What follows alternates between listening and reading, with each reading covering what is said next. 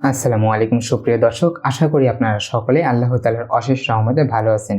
আলহামদুলিল্লাহ, আমিও ভালো আছি। আজকে আপনাদের সঙ্গে জানাতে চলেছি একটি হৃদয় বিদারক ঘটনা, এবং এটি খুবই গুরুত্বপূর্ণ, যা শোনার পর আপনার হৃদয় তো কেঁপে উঠবেই এবং আপনি ভাবতে বাধ্য হবেন।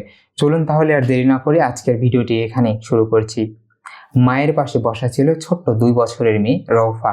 সে হয়তো দেখছিল মা কিভাবে আম কাটে। মায়ের পাশে বসে মা আম কাটতেছিল, ওই দৃশ্যটি ছেলেটি ওই মেয়েটি দেখতেছিল এবং ভাবছিল হয়তো একটু পরেই তার মা তাকে ওই কাটা আমটি দিবে।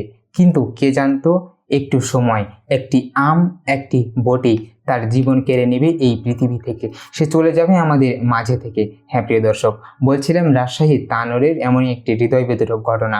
কিছুদিন আগে রাজশাহীর তানোরে এমনই একটি ঘটনা ঘটে যায়, যেখানে ছোট্ট মেয়ের রওফা পাশে বসা ছিল এবং মা বটিতে আম কাটতেছিল। সে হয়তো মায়ের কোলে হেলান দিয়ে বসেছিল।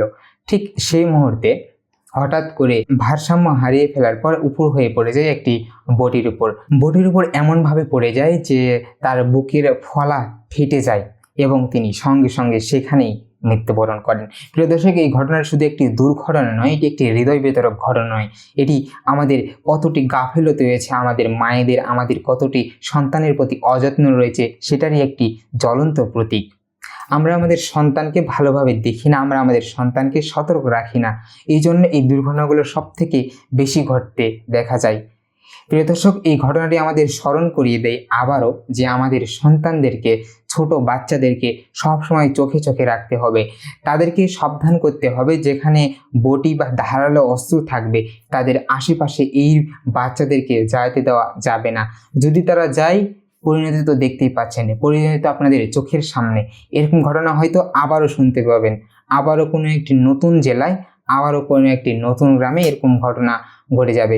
ছোট বাচ্চাদেরকে একটু সাবধানতার সঙ্গে রাখতে হবে, তাদেরকে ওই সব জায়গায় যেতে দেওয়া যাবে না এবং তাদেরকে যতদূর সম্ভব চোখে চোখে রাখতে হবে, চোখের আড়ালে রাখতে হবে।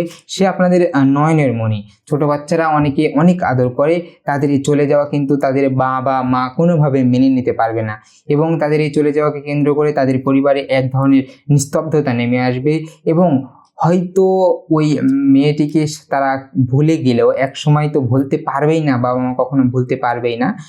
কিছুদিন পরে তাদের যে এই হৃদয়ে একটি ব্যথা লাগলো, তাদের ছোট বাচ্চা চলে যাওয়ার এই ব্যথাটা কিন্তু তারা কখনোই ভুলতে পারবে না। তারা আজীবন এই ব্যথা অনুভব করবে। প্রিয় দর্শক, আসুন আমরা সবাই ছোট বাচ্চাদের প্রতি যত্নশীল হই, তাদেরকে চোখে চোখে রাখি। এরকম ঘটনা আমরা আর শুনতে চাই না। প্রিয় দর্শক, আজকে এই পর্যন্তই। আপনাদের সাথে দেখা হবে আরও একটি নতুন ভিডিওতে। ততক্ষণ পর্যন্ত ভালো এবং সুস্থ থাকবেন। আজকে এখানেই বিদায় নিচ্ছি।